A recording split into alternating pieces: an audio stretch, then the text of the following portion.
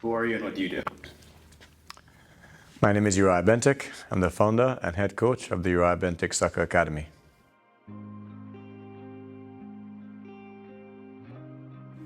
A big part of my journey in life has been soccer, and it has taken me to different countries, met different people, built different relationships. And I think it's a small way of me giving back to the next generation. Soccer has been such a big part of my life. I can't even, oh gosh, the first time I picked up a soccer ball, I guess my first memory would be going to see my dad play on Sundays. He would be playing on the field.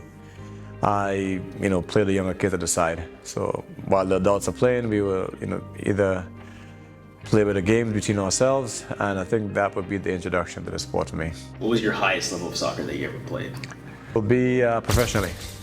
So I played high school, I played travel, I played Division I soccer. I also played for my national team, the U20 World Cup in Egypt. But in terms of the highest level, be professional soccer.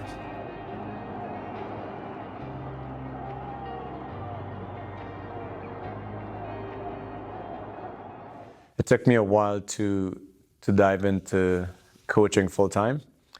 The biggest hurdle is the unpredictability of players committing to long-term development.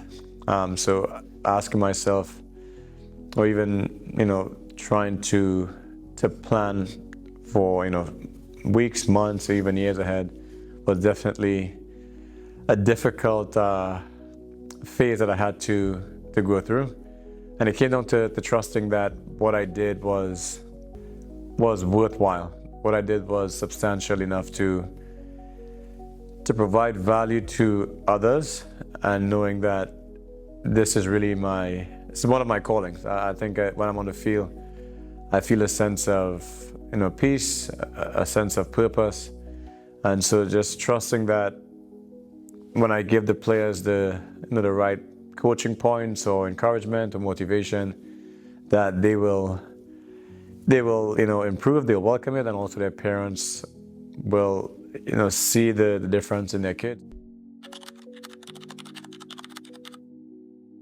Oh gosh, two things come to my head. The different skill levels. When I started my academy, I said yes. I said yes to everyone.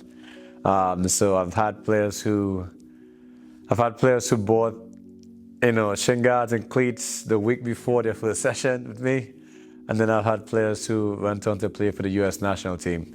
So I've had a big spectrum of players. So overcoming the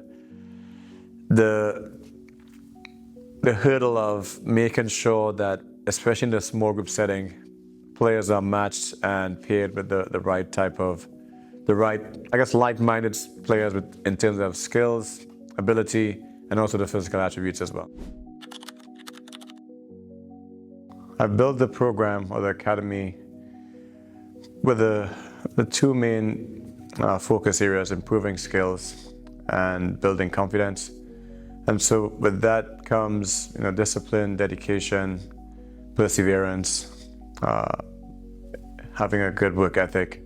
So those are the few things that I will say are the core values. Just being honest, being transparent, making sure that everything that I do, or even that I ask the players to do, that it's a genuine, honest effort every time. For me, it's overcoming challenges or learning a new skill. So for example, whether it's injuries, or whether it's setbacks, or players who may have a hard time initially at their club, and for them to persevere, to keep trying and stick with the sport, I think that's definitely a form of success. At first, it may be difficult for players to understand and comprehend different foot skills, but to see players grow over time during the weeks, months, and even over the years, to see how they progress with their technical skills, their game awareness, and their overall understanding of the game, I think definitely it's a form of success for me.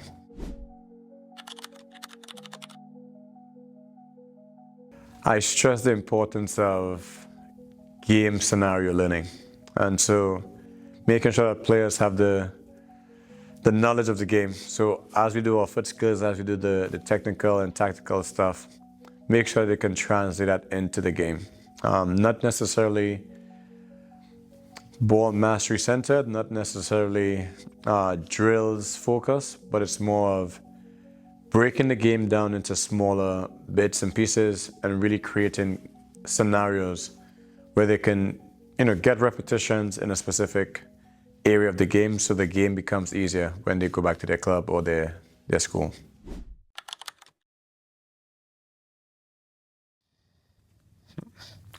Quit? No, not quit. There were some days I felt as though I want to rest, but to say quit, no. I have formed a genuine bond with a lot of players and parents, and I can't see myself doing anything else. It's very rewarding. There are tough days. There are days, sometimes we're out 90-degree weather, sessions within the snow. But now, never crossed my mind to quit. To rest, yes. To take a day off, yes. To reschedule a session, yes. But not to quit, no.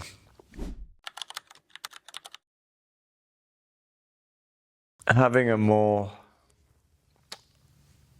consistent schedule, I'm very excited for that. To now offer, strength training, skills training on the field, and have different options more consistently, and being able to update parents so that they have an idea of what to expect. I do want to have a few camps this summer and start venturing into more of clinics where, focusing on different areas, whether it be finishing, whether it be defending, but you're just having a more consistent schedule to offer different services within the sport.